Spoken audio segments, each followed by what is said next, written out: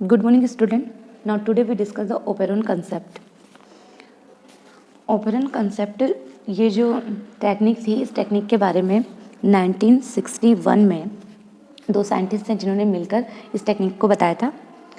Jacob and Monod नामक दो scientist थे जिन्होंने ये ओपेरॉन कंसेप्ट के बारे में बताया था।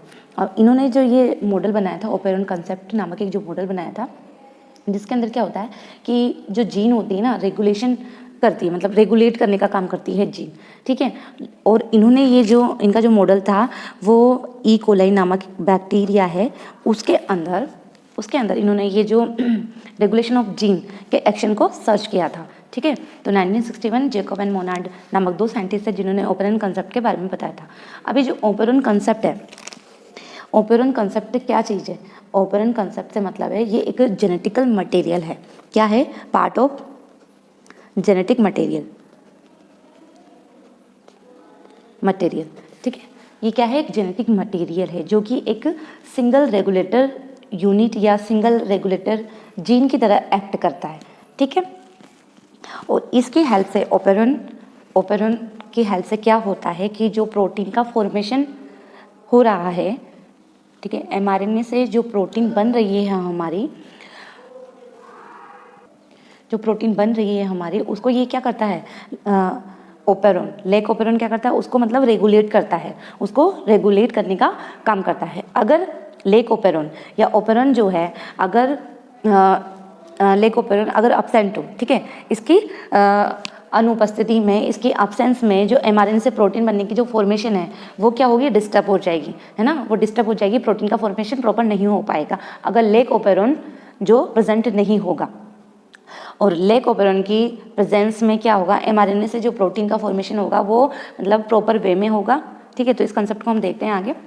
सबसे पहली बात, ये जो ओपेरॉन है, ठीक है, ये जो ओपेरॉन है यानी कि ये जो रेगुलेटर जीन है, ये क्या है? एक तरीके से सिंगल रेगुलेटेड यूनिट है ये, ठीक है। ओपेरॉन सिंगल रेगुलेटेड यूनिट है जिसके कितने पार्ट होते हैं? जिसके 4 पार्ट होते हैं, ठीक है। कौन कौन से? फर्स्ट पार्ट है इसका ऑपरेटर जीन। दूसरा इसका पार्ट है प्रोमोटर जीन। थर्ड है इसका रेगुलेटर जीन एंड लास्ट है इसका स्ट्रक्चरल जीन, ठीक है। तो ओपेरॉन कंसेप्ट जो है हमारा, यानी ओपेरॉन हमारा क्या है? सिंगल रेगुलेटेड यूनिट है जिसके 4 पार्ट होते हैं, operator gene, promoter gene, regulator gene and structural gene, ठीक है। अभी बाकी सब तो एक सिंगल होंगे, लेकिन जो ये स्ट्रक्चरल जीन है ये एक भी हो सकता है, लेकिन एक से ज़्यादा भी हो सकता है, ये चीज़ याद रखनी है। दूसरा, ये जो ओपेरॉन है, ओपेरॉन ये 2 तरह का होता है, इसके 2 टाइप है, ठीक है। कौन कौन से? एक है इंड्यूसिंग या इंड्यूसिबल, ठीक है। दूसरा है रिप्रेसिबल, ठीक है। दूसरा है रिप्रेसिबल। फर्स्ट तो इंड्यूसिबल क्या करेगा? ये मतलब उस प्रोसेस को इंड्यूस करने का काम करेगा, प्रेरित करने का काम करेगा, ठीक है। दूसरा क्या करेगा? रिप्रेसिबल क्या करेगा? मतलब उसको रोकेगा, है ना, उसको वहीं मतलब स्टॉप कर देगा उस प्रोसेस को। तो इंड्यूसिबल में क्या होता है? इंड्यूसिबल में हम लेक ओपेरॉन का यूज़ करते हैं। ये एग्जांपल है, लेक ओपेरॉन का यूज़ करते हैं इंड्यूसिबल के लिए, मतलब इस प्रोसेस को स्टार्ट रखने के लिए। ओपेरॉन कंसेप्ट के अंदर हम इंड्यूसिबल ओपेरॉन का यूज़ करेंगे, यानी कि हम लेक ओपेरॉन का यूज़ करेंगे। दूसरा है रिप्रेसिबल, ठीक है। रिप्रेसिबल से मतलब है कि मतलब ये इस प्रोसेस को वहीं स्टॉप कर देगा। तो इसके अंतर्गत हम ट्रिप्टोफेन ओपेरॉन का यूज़ करते हैं, ठीक है, जिसको ना शॉर्ट में ट्राई भी कहा जाता है। ये जो रिप्रेसिबल ओपेरॉन है, ये हमारे कंसेप्ट, ये हमारे सिलेबस में नहीं है, हमको केवल इंड्यूसिबल ही पढ़ना है। तो हमको सिर्फ लेक ओपेरॉन के बारे में ही डिटेल में इसको देखना है। अब देखो यहाँ पे ये जो लेक है, लेक से क्या मतलब? लेक से मतलब है लैक्टोज प्रोटीन, ठीक है। लेक से मतलब है लैक्टोज प्रोटीन। अब इसके स्ट्रक्चरल देखते हैं हम। देखो इस तरह की होती है इसके स्ट्रक्चर। देखो मैंने आपको बताया था कि इसके अंदर क्या होगा? एक ऑपरेटर जीन होगी, रेगुलेटर जीन होगी और एक स्ट्रक्चरल जीन होगी, दूसरी प्रोमोटर जीन होगी। तो देखो इस तरीके से इसके अंदर ये जो फर्स्ट पी वाली है ये है रेगुलेटर जीन, रेगुलेटर जीन, और हमारा PIP, ये तीनों सम्मिलित रूप से है ना, कंबाइंड रूप से इनको बोलते हैं प्रोमोटर, प्रोमोटर जीन। ठीक है, जो सेंटर में है ये O, ये है हमारा ऑपरेटर, ऑपरेटर जीन। ठीक है, और ये जो ZYA, इनको कंबाइंड रूप से हम कहते हैं स्ट्रक्चरल जीन। ठीक है, तो भैया अब होता क्या है, ये जो I है, ये जो हमारा I है, I, ये एक, ये जो I जीन है, ये सारी की सारी जीन है, ये सारी की सारी क्या है, जीन है ना। हम पढ़ रहे हैं ओपेरॉन कंसेप्ट के बारे में। ठीक है, तो उसके अंदर उसके जो चारों पार्ट थे वो जीन ही थे, ऑपरेटर जीन अलग, प्रोमोटर जीन अलग, रेगुलेटर जीन अलग, स्ट्रक्चरल जीन अलग। ठीक है, तो ये सारी की सारी जीन है। तो इसके अंदर से, इसके अंदर जो ये I जीन है, ये I जीन इनहिबिटर की तरह काम करती है। इनहिबिटर, इनहिबिटर से मतलब है कि ये इनहिबिटर क्या करते हैं, मतलब किसी भी प्रक्रिया को, किसी भी रिएक्शन को रोकने का काम करते हैं इनहिबिटर।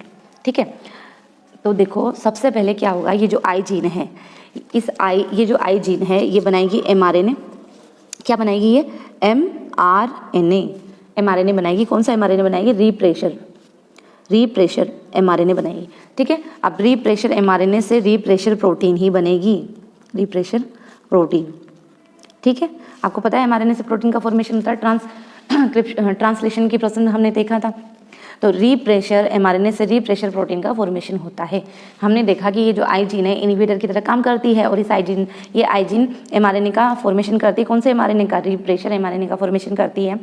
इस mRNA से रीप्रेशर प्रोटीन का फॉर्मेशन होता है। अभी जो रीप्रेशर प्रोटीन है ये देखो बाइंड हो जाएगी O से, O जीन से, यानी कि ऑपरेटर जीन से ये जाके बाइंड हो जाएगी।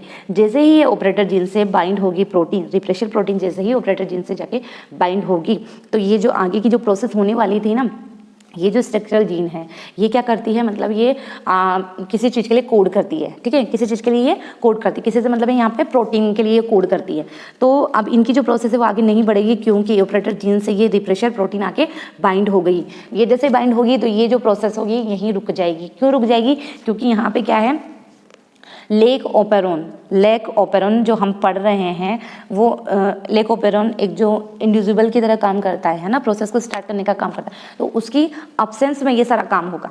ठीक है, ये सब कब हो रहा है, जब इंड्यूसर अब्सेंस है। ठीक है, अब्सेंट में, अब्सेंस ऑफ इंड्यूसर। ठीक है, इंड्यूसर। ठीक है, इंड्यूसर क्या है यहाँ पे, लेक ओपेरॉन जो कि अब्सेंट है।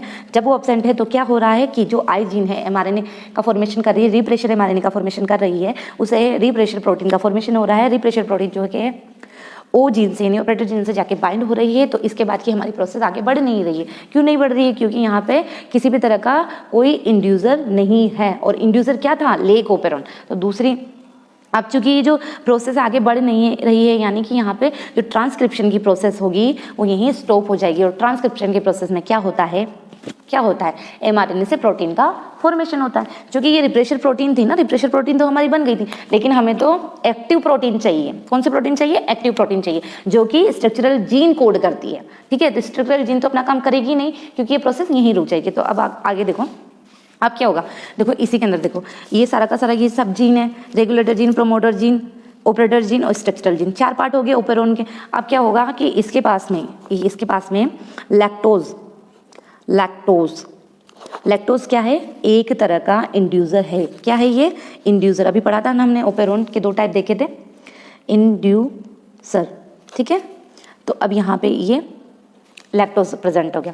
अभी ये लैक्टोज क्या करेगा, ये लैक्टोज आके जो हमारा mRNA है, इस mRNA से जुड़ जाएगा। ठीक है, तो फिर अब जो प्रोटीन बनेगी, अब ये जो प्रोटीन बनेगी लैक्टोज के जुड़ने से, कौन सी प्रोटीन बनेगी, ये रिप्रेशर प्रोटीन तो बनेगी, लेकिन कौन सी,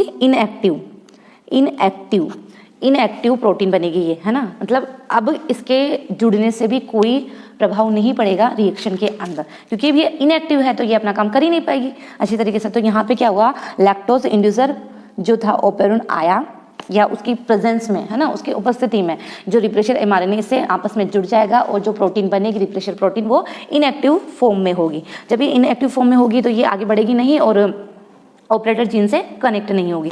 जब ये ऑपरेटर जीन से कनेक्ट नहीं होगी तो स्ट्रक्चरल जीन अपना काम करेगी ना आराम से। तो ये स्ट्रक्चरल जीन क्या करेगी, अब ये जो mRNA बनेगा, अब ये जो mRNA बना, ये mRNA कहलाएगा लेक mRNA। कौन सा mRNA कहलाएगा? लेक mRNA कहलाएगा। ठीक है, तो ये ट्रांसक्रिप्शन की प्रोसेस के अंदर होता है, जिसके अंदर क्या होता है कि जो mRNA होता है वो क्या करता है, प्रोटीन में चेंज हो जाता है। तो अब यहाँ mRNA से क्या होगा कि ये जो स्ट्रक्चरल जीन है, स्ट्रक्चरल जीन है प्रोटीन के लिए कोड करेगी, प्रोटीन के लिए कोड करेगी। तो देखो अभी ZYA ये 3 स्ट्रक्चरल जीन है। देखो 1 मार्क्स में भी ये क्वेश्चन आ जाता है कि स्ट्रक्चरल जीन कौन कौन सी होती है। तो कौन कौन सी है? Z, Y और A, ये 3 जीन स्ट्रक्चरल जीन होती है। ये क्वेश्चन कई बार एग्जाम में आया हुआ है, तो ये एक बात याद रखना। दूसरी देखो, अब ये जो जीन है Z होगी, Y होगी, A होगी, तो ये इंडिविजुअल अलग अलग एंजाइम को कोड करेगी। ठीक है, उसके लिए कोड करेगी। देखो अभी जो Z जीन है, ये Z वाली जीन क्या करेगी, बीटा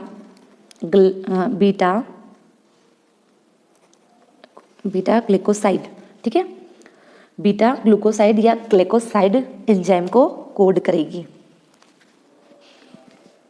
अब ये जेड जीन क्या करेगी, जेड वाली जीन बीटा ग्लाइकोसाइडेज एंजाइम के लिए कोड करेगी। ठीक है, और जो वाई जीन है ये प्रीमेज एंजाइम, ये वाई जीन जो है प्रीमेज नामक एंजाइम के लिए कोड करेगी। ठीक है, और जो हमारे ए जीन है, जो हमारी ए जीन है, ये वाली जीन, ये किसके लिए कोड करेगी, ये कोड करेगी ट्रांस एसिटाइल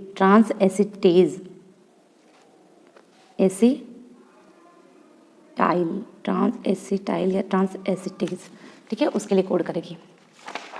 तो ये जो ZYA स्ट्रक्चरल जीन है, तो ये मिलकर लेक mRNA का फॉर्मेशन करेगी और इंडिविजुअली ये अलग अलग एंजाइम के लिए कोड करेगी। जो Z जीन है वो किसके लिए कोड करेगी, बीटा ग्लाइकोसाइडेज एंजाइम के लिए, जबकि Y जीन प्रीमेज एंजाइम के लिए कोड करेगी और A जो जीन है वो ट्रांस एसिटेज एंजाइम के लिए कोड करेगी।